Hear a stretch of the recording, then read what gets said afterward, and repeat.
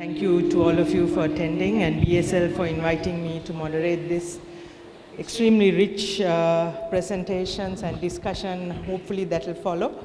So I want to actually, we were to have multiple rounds of discussion, but I'd like to open the floor earlier for questions because I think you've already had a lot of food for thought in the presentations that were made before. But just in terms of recapping what we've heard from the panelists. So Professor Marambe opened up by saying that, above the 500-meter contour in Sri Lanka, we have 13% of our entire land area receiving 70% of rainfall. 77, so that's almost 80%. And that is an area that's getting, with climate change, getting wetter. Most of it is getting wetter.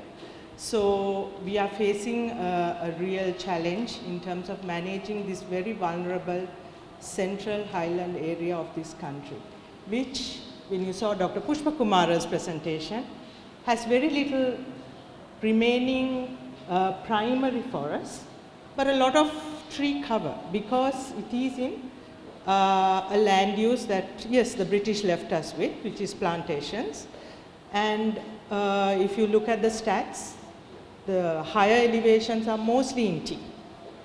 So maybe where we need the most land, the forest cover, is currently in tea, and it is a land use that is probably not going to change in the near future. So we have to manage within that. So we have the plantations as the maybe one of the most significant sector in this central highlands.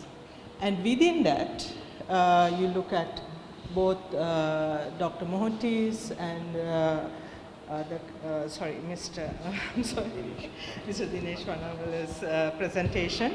So you see how the plantation community, how the demographics have changed, how the vulnerability has increased not just physically in terms of the land situation, the slopes, but also because of the people who live in these areas, and how, because of the maybe the changing patterns of the workforce, people are more exposed to vulnerable ways of making their, choosing a homestead, making land uses like vegetable cultivation, which we all see has destructed large areas of the central highlands, and maybe without really any control, despite, again coming back to Professor Marambe's presentation, despite what the National Physical Planning Department has continuously been telling us, save this area, even depopulate it, maybe, and save it for the ecosystem services that it will provide to the country and the benefits it will provide to the country.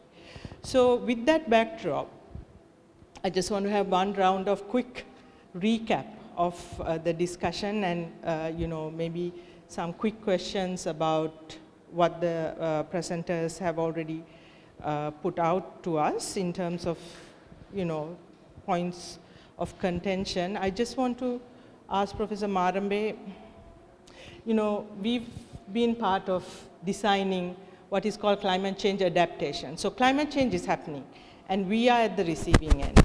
We may not have contributed a lot to the greenhouse gas emissions out there, and we are not going to contribute a lot to its overall reduction, right? That is in the hands of powers that are way beyond us.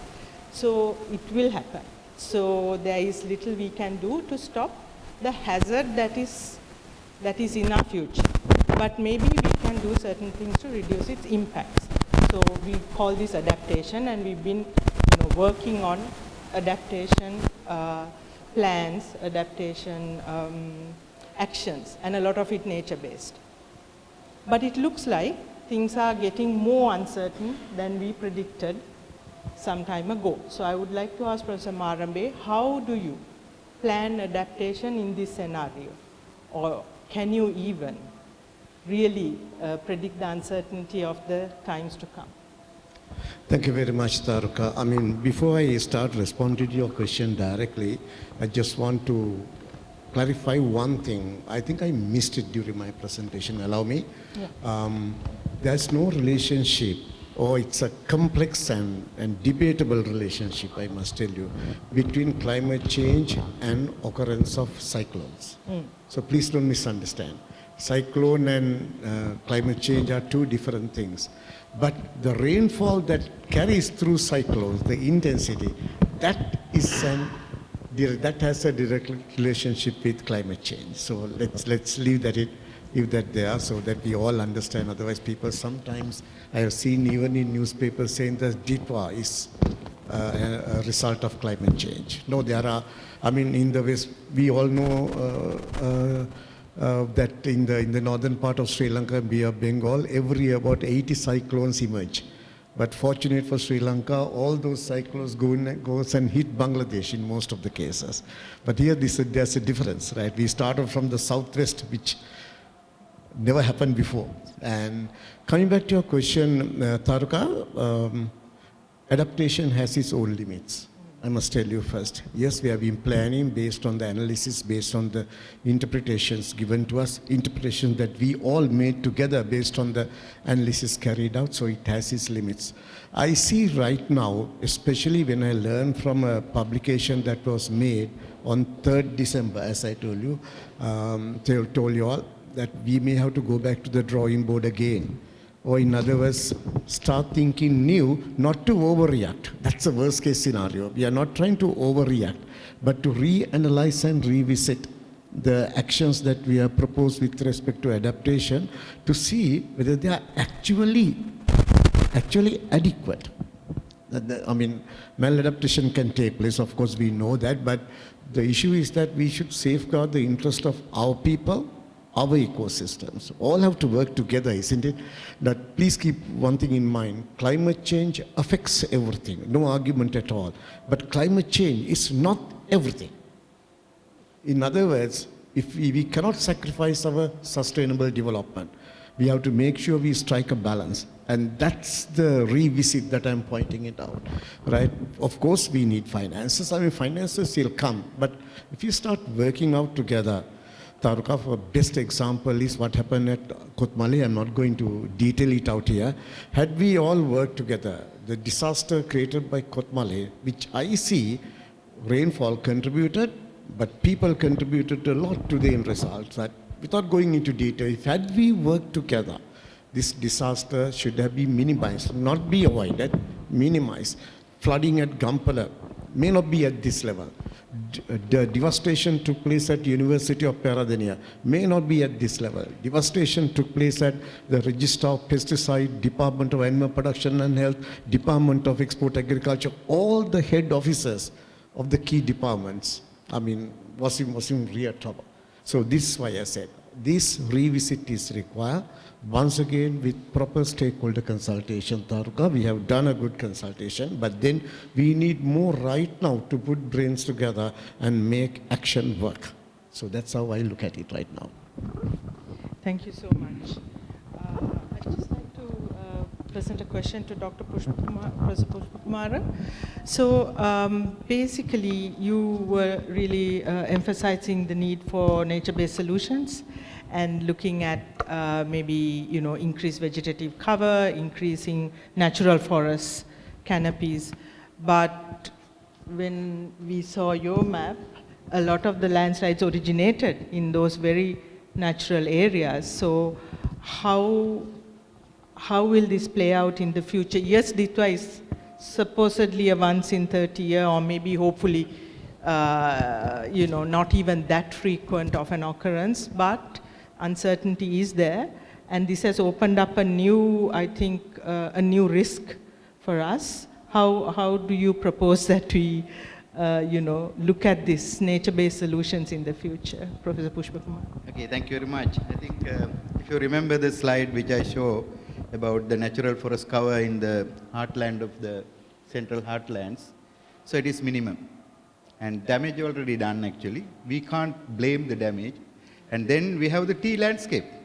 And tea landscape bring some kind of a revenue to us, pride to us, and also it is the landscape.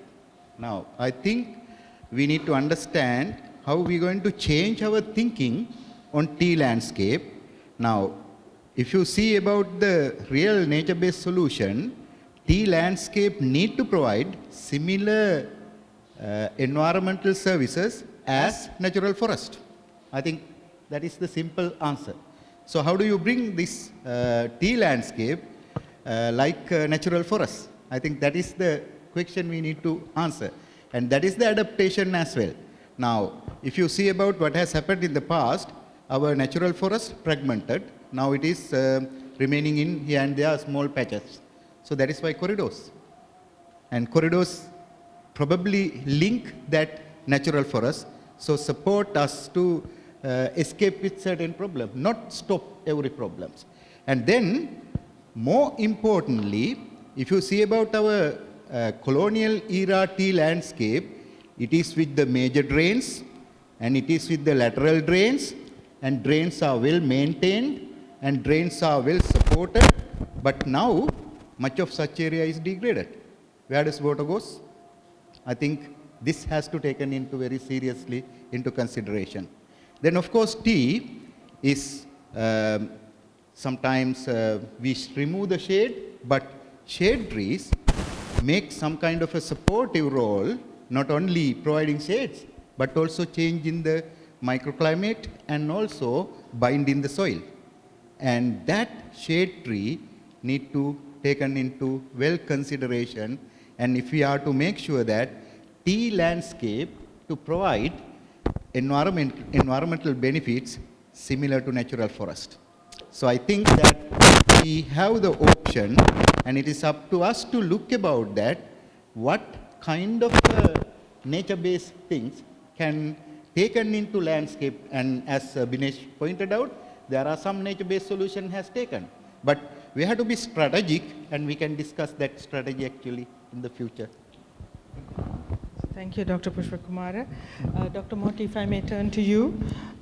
So there was, I think a few days ago, an article in Al Jazeera how the tea sector is especially affected, looking both at the social dimension and also the infrastructure around it, including, as you pointed out, the road network, and as Mr. Binesh Pannanmala pointed out, the telecommunications network, but also the fear that's in people to return maybe back to that landscape because of the extent of the devastation. No?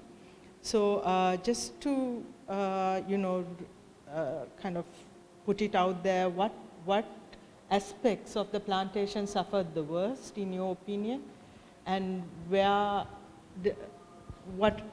are the early recovery needs in the tea sector, especially the tea sector, but the plantations? Yeah, with respect to the entire tea sector in the country, luckily the low growns, right? The low grown areas were not that affected. So in terms of managing so I would say the collection of the tea produced to Colombo, I think in that sense, I think we were very much lucky. But the mid and the high grown areas were affected, not entirely the lands, but due to there were productions, but due to transport difficulties, so there were disruptions. But what we hear today is even the auctions were revived, right? Revived from last week onwards. So I think on that line, I think we are better off as an industry, But the second important aspect that you raised was the fear, right? The fear. All these days, I think Binesh would tell me, I mean, when you say during November, December, January, so we expect landslides in Haldumulla, landslides in Usallava, landslides in Anguranketa, right? I think those are the experiences, but in this situation, I think, so we came across almost all the tea growing areas, right? Except, as I said, except in in the low ground. So I was in Kalawan and Nivitigal last 3 days. So we didn't see any.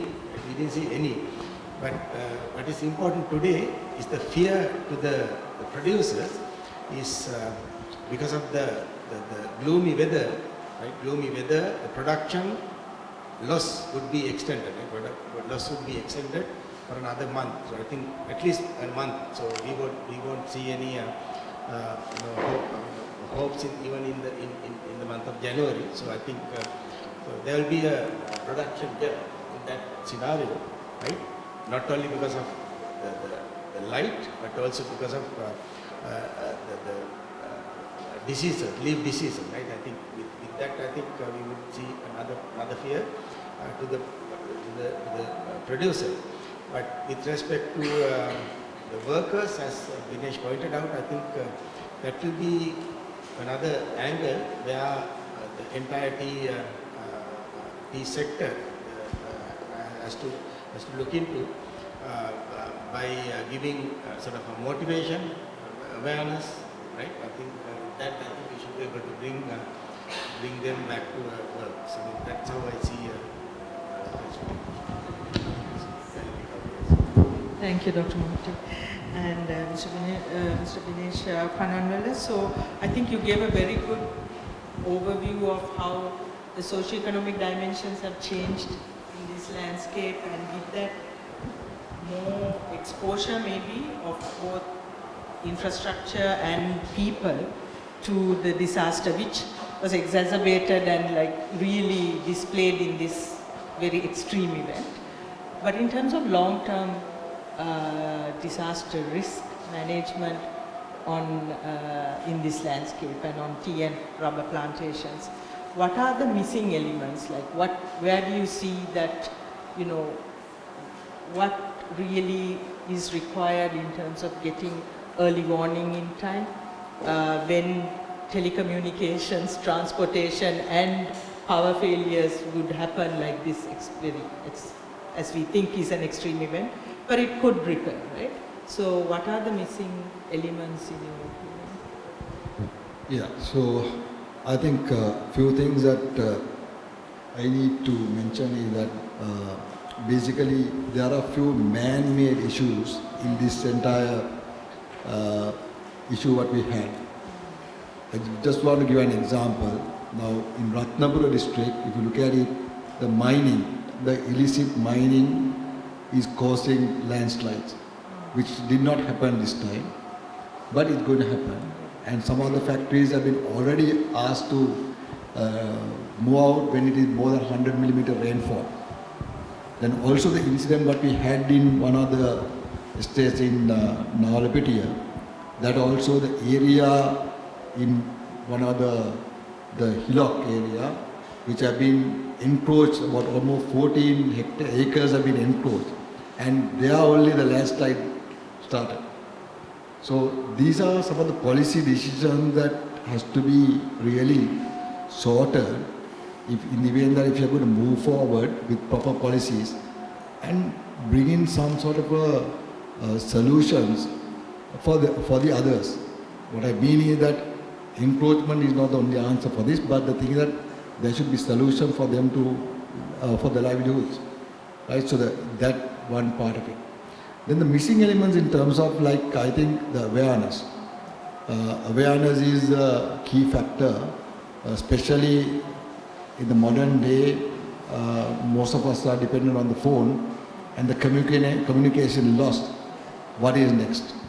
And especially it is not applicable to rural area, to urban areas, but mainly the rural sector you cannot contact. So there should be certain, we have to do up more of societies and also awareness campaigns and create that to continue in the future. That's, I thought, it's more of a missing element at this point in time, the awareness part of it. Then in climate mitigation, I think at different levels that we talk about it, but at the end of the day, when it comes to the community, the workers, to what level are they aware of climate mitigation and the effects later on the environment? Maybe uh, enhancing our sink. What do we do when we do that? Where are we going? So those type of gaps are there in terms of awareness. So that has to be addressed. Then the disconnect between the government officers, then the lawmakers, in terms of looking at it in this angle to avoid this type of devastation. I think it's an opening. So with that opening, I think these gaps need to be closed. These are timely discussions that what we have to ensure that the lawmakers make right decisions at this point in time to avoid things in the future. Just a follow-up question to you, because I mean, as an operator, as a manager of a plantation, you know that I guess there are certain things within your control to prepare for, like, you know, certain landslide mitigation, but certain things and maybe many things that are out of your kind of control to immediately sort of mitigate these risks or even prepare for them, right? That kind of, I think that's what you're bringing out, that private sector alone probably can only do so much. Actually, the plantation sector is more organized sector. When you look at it, like it has the muscle to handle situations of this nature. But this had been the last devastation had been more than what we expected. But in normal case that we can handle, because we have the resources to handle it, and also the communication, and our managers are trained to handle these situations. So I think going forward, that's why I said earlier, these need to be included in the standards. These need to be included in emergency exigencies. We'll have to engage these ones in the future, taking into consideration of the current situation. I would really like to open the floor to some questions, clarifications, because I think already there's a lot of information and rich detail out there. So anyone want to have the first stab at a question? Thank you very much. Very nice presentations. I'm very new to this whole field. I'm an economist, but I'm a managerial economist. So I've been teaching at the London School of Economics. And so I think the issue here is that what I heard was not pie in the sky stuff, but very concrete steps that could actually be taken to actually mitigate the risk, right? As you said, there is no elimination of the risk. You can only do the best to mitigate the risk, and therefore to be prepared for the future. And what I didn't hear was what's the role of the state in all of this, right? And so how did the state come in? Because the state is a very critical player here. And what's the role of the state, and how do you see the future of the state getting involved in these things to mitigate the risk that actually will occur? 1, 2, 3, 4, and then we'll... Thank you for the very insightful presentations. I think we need to have a robust legislation and regulations in place, because as Mr. Panangala very correctly said, from plantation I'm being a planter, because there are things where only 10% is within our control of the population. When you go through the plantation, you will see a lot of areas have been cleared where we have left it for riparian buffers, been cleared for the vegetable cultivation, which will aggravate this situation. Of course, as said, we can't avoid these disasters, but we can mitigate and we can be prepared. And having DRR team in place, fortunately our company, we didn't have any loss or casualties. Of course, there were a lot of damage to infrastructure and the roads network, so that affected. I think we have to bring in this policy frame and regulatory framework with the state involvement to avoid this in future. I think I bring that point to the responsible policy makers. I think you all in that forum, so please bring it up to the authorities. Thank you. I actually have 2 questions, if I may. One is, recently, I think about a year ago, MDF, Market Development Facility, released a report for the coffee sector in terms of how to replan where growth of the coffee sector will happen and where as development agencies, you should push for more growth to happen. And one of the key takeaways was, given future scenarios and how climate change will impact different hill countries in terms of temperature, one of the solutions was to move the coffee planting to higher areas from the current growing areas. So focus more on places like Nuvrilla, or like colder areas like Nuvrilla, for example.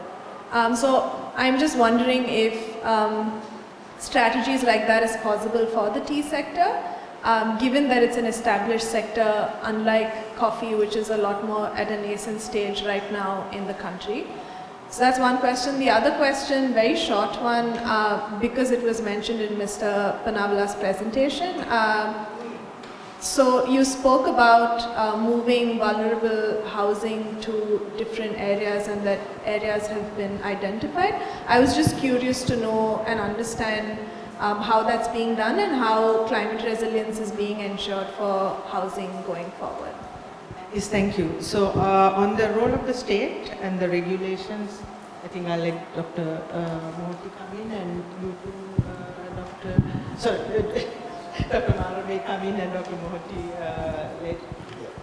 Thank you very much, Taruka, and thank you very much for the questions. The state's main role play will be regulatory and also monitoring the implementation. And to couple the same question with what you asked, Sri Lanka has already developed its updated national policy on climate change. It was released in 2023. We have the nationally determined contributions done, the 3.0, the last version, which also include a significant component on adaptation. That's something that we have to look into. Then implementation part will take place very soon. But the real crux of the matter is about, not having the legal teeth. Policy, of course, should have a legal teeth. And in 2017, we made a valiant effort to have a National Climate Change Act, which was taken up again on 2023, and it has taken its backseat again. But I see a lot of things are coming up once again. If that can be surfaced, which we'll also try. I'm the former chairman of the National Expert Committee on Climate Change Adaptation. Now I'm a member. I made a request to call for an immediate urgent meeting of the Climate Change Adaptation Expert Committee, which will take place on 22nd, next Monday. Once again, to have a relook of what we have done, Taruka, looking at, because the new National Adaptation Plan is also in the making right now. So it's high time that we intervene once again, have a relook at it, and then see how state interventions can come in and how state have more proactive role in this overall axis. But while saying so, I do understand state alone cannot do it. To give you a good example, in 2015-2016, during those 2 years, when we developed the first National Adaptation Plan, valid from 2016 to 2025 this year, there was not a single private sector participation. We invited, 10 national workshops were held, not a single private sector participation. But now we see a lot of interest, a lot of understanding, and a lot of movement with respect to these aspects. So I think this year I saw for many workshops there is active participation of private sector coming in. That's a plus point, big plus point, I must tell you. So state, private sector, community organizations, and everyone coming on board is a must. And that people will have to understand their own role plays, isn't it? We cannot put the blame on the state every time, but the state should know, understand, and make sure the regulatory part take place in the best possible way to support other activities. Just to add one thing with respect to the question on climate finance, and do understand for the very first time in Sri Lanka, the National Climate Financing Strategy has been developed and approved this year. And more importantly, every government department, when they identified item for the national budget of 2026, which is just passed or not, it's going on, the debate is going on, and every item had to be tagged, whether it is on climate adaptation, climate mitigation, or whether it's related to loss and damage. So that's a very good initiative, just tagging this time, but of course it will move further with this national, the climate finance strategy. I will leave it to Dr. Mohti for the rest. Thank you very much. Yeah, Professor Buddhimarbe was talking about the national scale approaches, I think with respect to adaptation plus certain monitoring. This question about the land use regulations. With respect to tea lands, I think we all agree, we should agree, right, both scientists plus the planter. So we don't have much, say. The regulations are there, right? Regulations are there, but there are political and other involvements. So with those, I think, we were not in a position to do this. A good example, like what I can say is when the Upper Kokmale project came up, right? Upper Kokmale project came up. I think for scientists at the TRI, I think we had a bigger role, right? Bigger role to bring. And then at that time, all the plantation companies, the RPCs, were involved in it.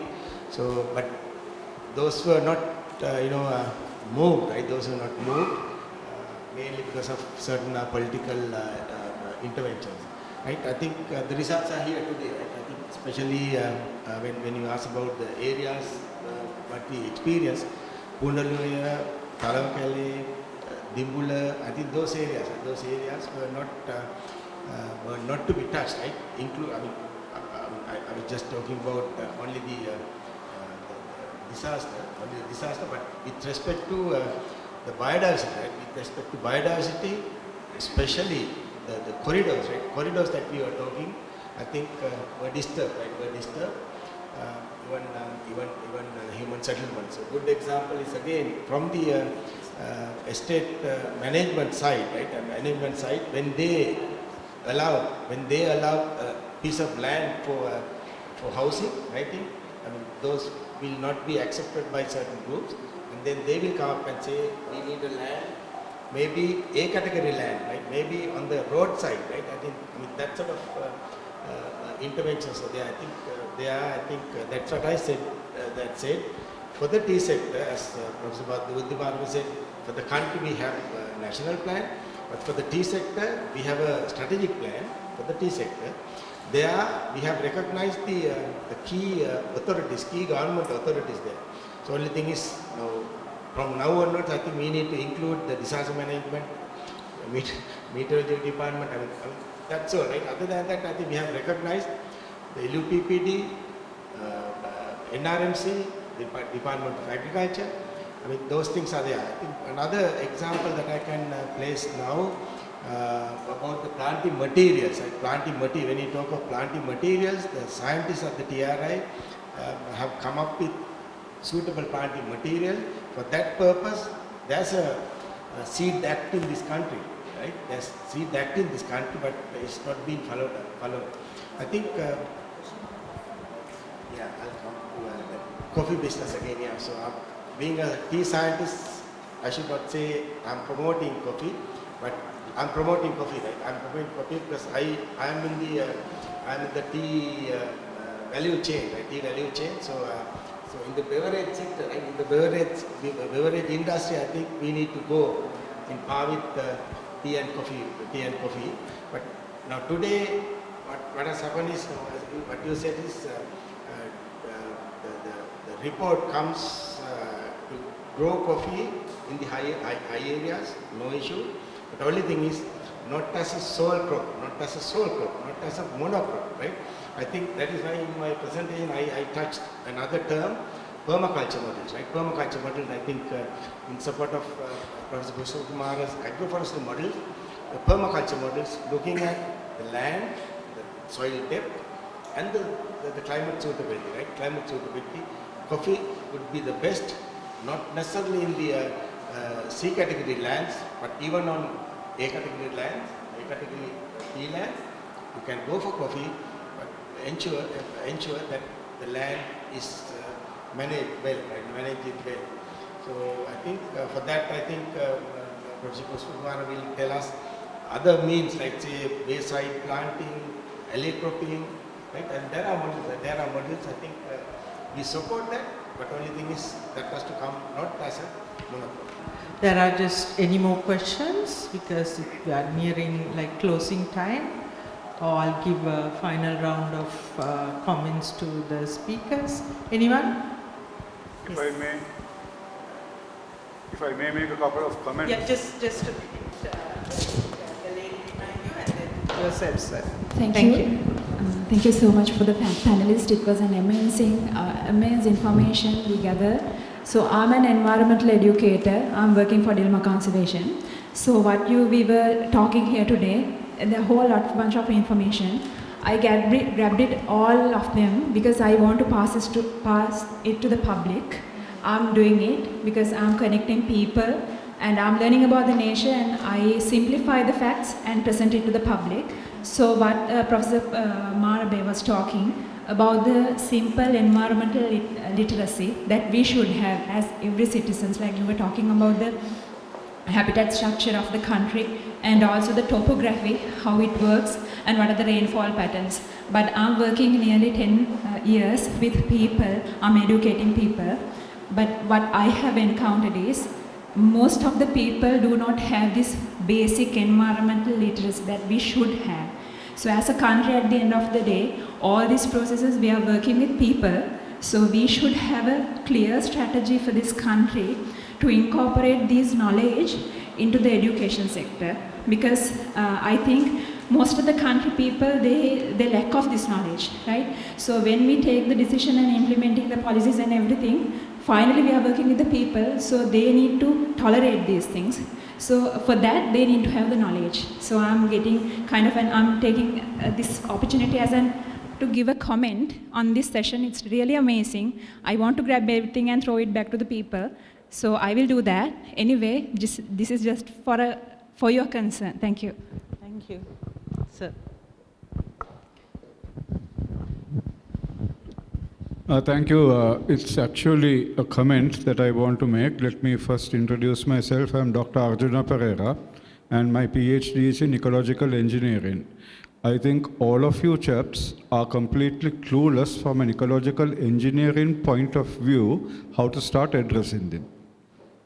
See, first of all, you have to understand the business of climate change and the impact. I may correct you a little bit, Professor Marambe. As an ecologist, I can tell you directly that storms are directly linked to climate change. In the 1900s, we had 200 parts per million of CO2 in the atmosphere. Today, we have 420. The kinetic energy in the environmental system of the atmosphere has multiplied. So that's what global warming is. Not only the terrestrial, but even the water and the atmospheric global warming has gone up by 1.35 degrees centigrade. That's kinetic energy. When you have that kind of kinetic energy and heat, the amount of water that can be held in the atmosphere goes up. In the 1900s, we could hold only about 6,500 gigatons of water in the atmosphere at any given time. Today, it's 12,900 gigatons. In the 1900s, the ocean globally, not only the ocean, but all fresh bodies, transpiration, evaporated some 250 gigatons of water into the atmosphere. Today, it's 505,000 gigatons. That has to come down somewhere. So now touching on what Professor Pushmakupara said, the problem that we are now going to experience, and from the point of view of Dilma and anybody else in the tea industry, I am sure somebody is going to, the ecologist, the environmentalist, the guys that go off at a tangent, is going to start blaming the tea industry. No, the tea industry has been resilient for more than 200 years. We have not had this disaster. The problem now is, yes, tea did cause some environmental change. Remember, our ancient kings never inhabited the upper highlands. That was the Mahatale, Tahanchi Pradesha.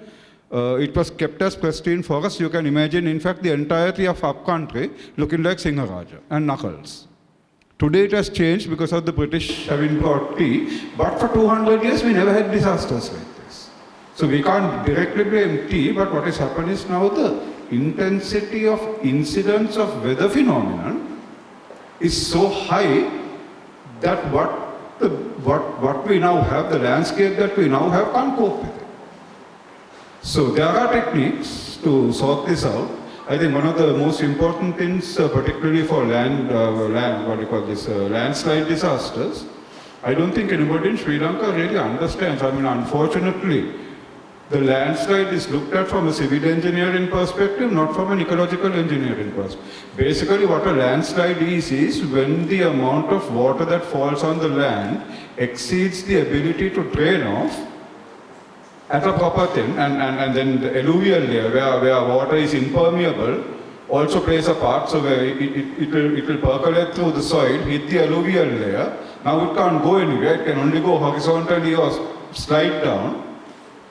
The moment you have the water capacity in the soil, the groundwater table fluidize in the land. That's why you see that even in some of our landslides, forested areas also split off. Because the entire soil structure becomes fluidized, and a fluidized soil structure has absolutely no other option but to slide. So, to rectify that, we can do a lot of work in the tea sector to stabilize the soil, because at any given angle of repose, we need to have introductory points where we have exactly, there we go. So a lot of work to be done, a lot of new thinking to be done, but I think we have to start adapting and, incorporating this. Thank you so much. Yes. Yeah, no, I think, we'll have a last round of comments from the panelists. But in terms of your first comment, I think I will speak for myself and for Professor Marabe that I think we all agree that climate change is exacerbating the weather systems and, creating more intense storms, right? Storms always existed. It's more intensified. Yes. So we agree on that point. But I will open, if you don't mind, you can open the last round, Professor Marabe. But I would really like to focus on solutions in the last round and looking forward and considering all the comments that are already made and put on the table. What are we looking at in the next 10 years in terms of, resilience in this hill country of ours, this very vulnerable watershed of ours? Over to you. Thanks, Targa. What other people say, especially the climate scientists, ecologists, and everyone. So I think that slide will do the honors for me at this particular time in this last moment. One special thing again, I'm going back to the question of from what the state has to say, what the regulators have. Having regulation alone will not help. I do understand. I mean, we have many regulations in the country to that effect. But having a regulation, overarching regulation like Climate Act will definitely assist in many people having more legal teeth to the policies and the strategies that we have in implementation, especially bringing in, as I told you, the National Physical Plan. Not to say that everything will have to follow to the dot, but it gives good guidance to go ahead, move forward with respect to development path of this country. Let's at least try to give a little bit of respect to that collectively to move forward. Thank you very much. Okay, thank you very much. I think if you see about the Central Highland landscape, it's quite environmental benefits. Now the question what we need to look is that, so how are we going to further strengthen that system? I think that is what we need to understand. So due to certain reasons, maybe intentional or unintentional, the tea landscape has been degraded very much. I think we have seen that actually in most of the extreme places, tea landscape, there are no tea. You need bicycle to harvest the tea leaf actually. So what we can do? So in such places, if the slope is too high, I don't think that we can go back to the tea. We need to very clearly identify the landscape and land use, and then need to act now if we are going to benefit in 10 years or 15 years or 20 years. In that respect, what is the backbone? Backbone is trees or forest. We cannot convert each and every tea land into a forest, but we can make tea land which provide similar service like forest. I think Sri Lanka is surviving. We need forest, not because of forest. Much of our forests are in the dry zone, and we are surviving because of the tree cover. Very good example, Tampaha and Colombo and Jaffna. Natural forest cover is less than 1%. But what is the tree cover? Tree cover is more than 50 to 60%. From where the tree cover comes? Tea, rubber, coconut, home garden, and even paddy land. So, we have good landscape, but due to regulatory and some of the actions, it has changed. Now, we need to take back that into tea, which is the main producer, but certain other things need to provide not a single story of above ground or below ground. And let's have that multi-story system, and that can easily provided through agroforestry. I think one question that you asked about the economics. Now, if we are to support this, I don't think that plantation companies alone can do this. Simply because the benefit of biodiversity, benefit of stabilization of the environment is not only for the estates, not only for the plantation. And it is for Mahavali, it is for entire country. I think we need some kind of a revenue sharing mechanism.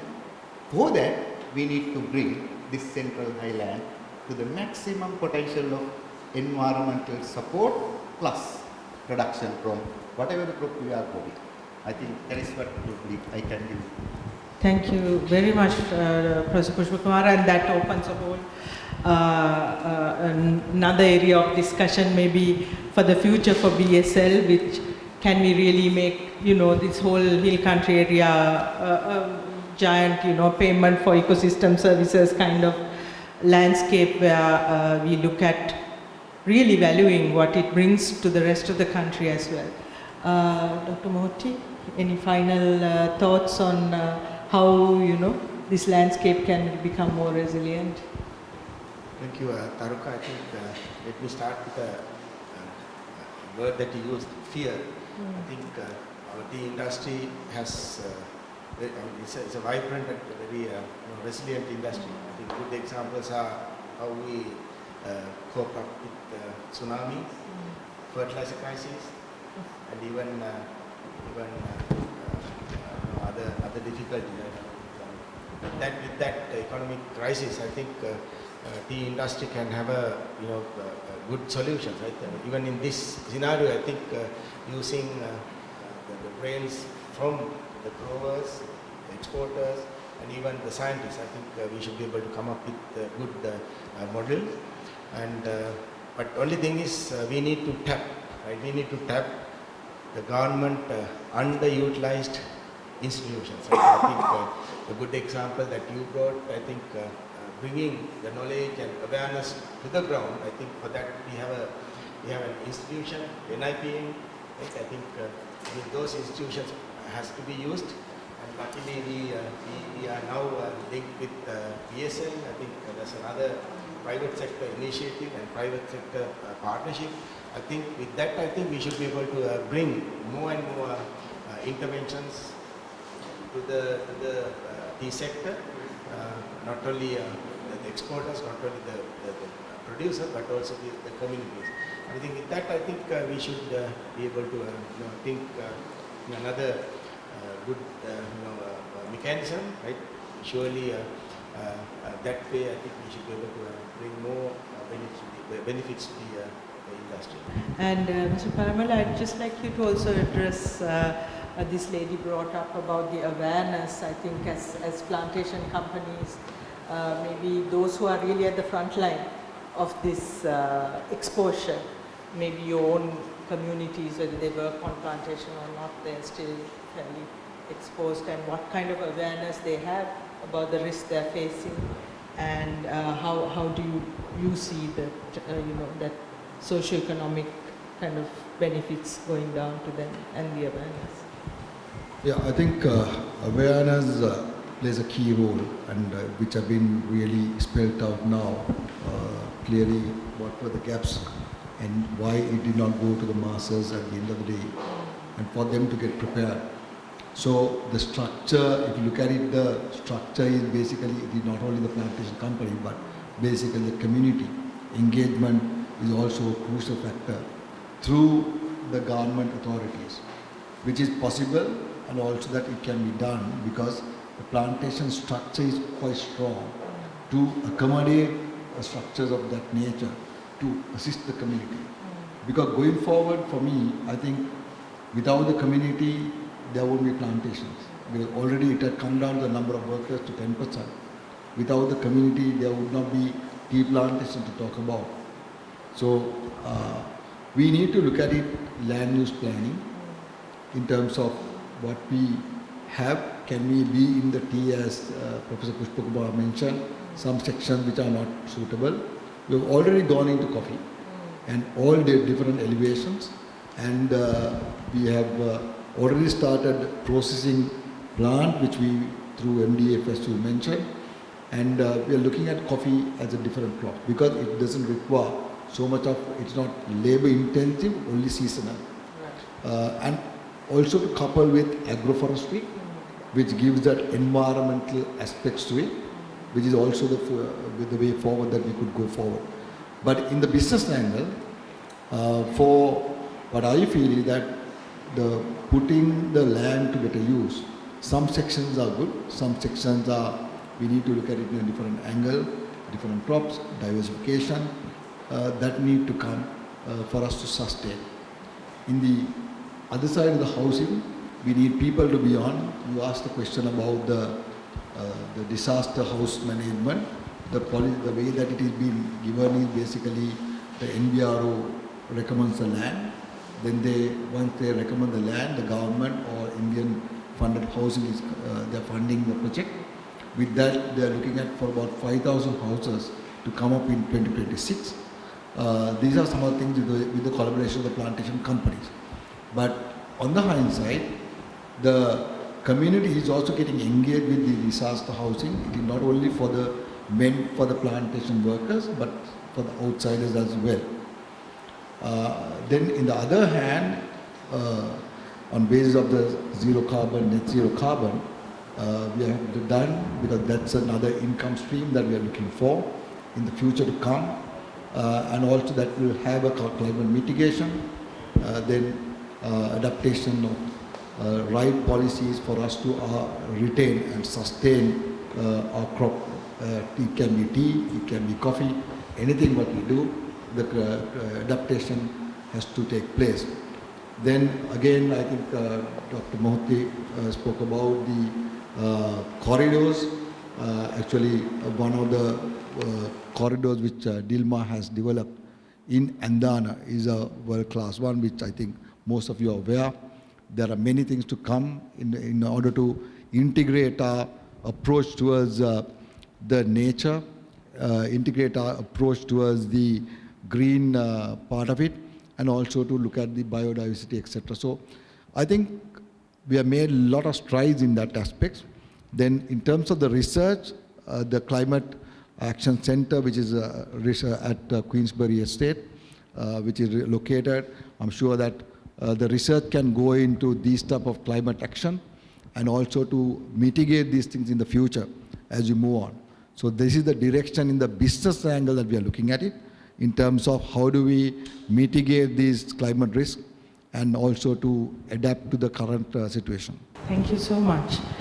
And I think as thought for the future is also that our vision for the future is that this hill country area is much better conserved, much better land use practices are in place. The abandoned tea estates are put to better use, maybe forestry, maybe agroforestry. So in that respect, I think it's also an opportunity to work with the government on the regulatory aspects, because as Professor Marame said, regulations are there, they are not enforced, and as an industry, I think the plantations should be a key mover and shaker of maybe advocating for these regulations. And now, with this vulnerability exposed, would be a very good time to really make that, that voice heard, that what you are bringing up, Mr. Karanwala, is something that the whole industry could collectively actually lobby the government for better land use, better housing, better siting of various socio-economic activity in the hill country, as well as conservation efforts. So with that, I would really like to bring this session to a close because we are a little over time. And thank the presenters and panelists very much. I think it was a very rich discussion, and thank you to all of you who participated and presented your viewpoints, asked questions. And thank you to BSL and Dilma for providing this venue and this space for the very timely discussion. Have a very good evening, everyone. All right, so that brings us to the end of an informative panel discussion. And indeed it was informative, especially with the presentations before this, and also we had a very interactive Q&A session. And thank you to our panelists for sharing your valuable knowledge, and also to our moderator, Ms. Taruka Disanayaka, for seamlessly moderating the discussion. And we have a small token of appreciation for you all. To present the token, I would now like to invite our chairman, Mr. Dilhansi Fernando, on stage.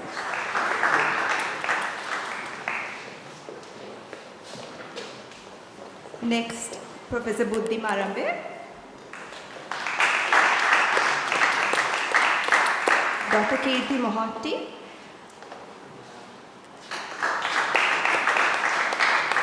Mr. Vinesh Pannavala, and our moderator, Ms. Taruka Disanayaka.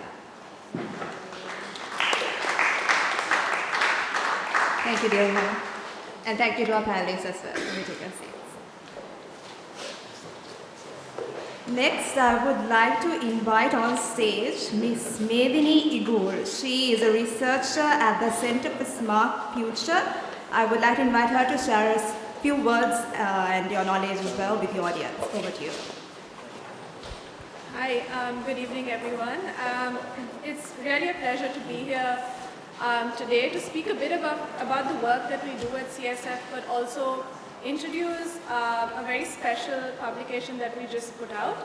I think before I start with the work that we do, three of the main takeaways today for me, mainly because I feel really inspired. I work in the environment and climate space on a daily basis, so it's a lot of doom and gloom for me every day. But being in a room like this where so much of climate and environment is being integrated into the economic discussions itself is quite inspiring. So before I get into the work, I think three things that I would really like all of us to take away from this discussion is also the fact that we need to start focusing a lot more on adaptation. In Sri Lanka, more often than not, a lot of the climate discussions are focusing on mitigation. Yes, it's important, but as a country, adaptation, like we saw with cyclones like Ditwa, is also very crucial. And second, which was brought about in the presentations quite a bit, is systems thinking, which is often lacking, not just in terms of planning and design, but also in terms of enforcement, I think. So that is something that we need to start focusing on a lot more. And lastly, I think planning for the future, particularly in terms of policy and regulations. And this is where I think a lot of us have to pull up our socks and really work hard, particularly at CSF, where we work a lot on policy research itself. So CSF, when it was founded 4 years ago, the main reason why the nature climate economy thematic pillar was set up was with the intention of questioning how prosperity and progress is measured. And there's so much focus on the GDP itself. But what we see is globally the conversation has moved on beyond just GDP to conversations like green growth and degrowth in so many places.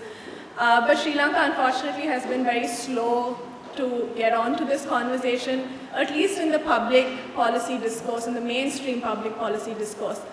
So the main reason why our nature climate economy pillar was set up was to question this and to question this thinking. And some of the key areas that we work with actually revolve quite a bit around some of the discussions that happen today, whether it is innovative financing for conservation and green recovery, whether it's strengthening financial institutions and private sector in terms of environmental integration, or even reorienting growth metrics, particularly in terms of incorporating natural capital considerations. But what we really take pride in, beyond just the topics that we work on, is the interdisciplinarity that we work with. And some topics that don't usually get discussed in the Sri Lankan context, particularly sovereign debt and climate vulnerability, tourism and land rights, which is also something that we work on quite a bit.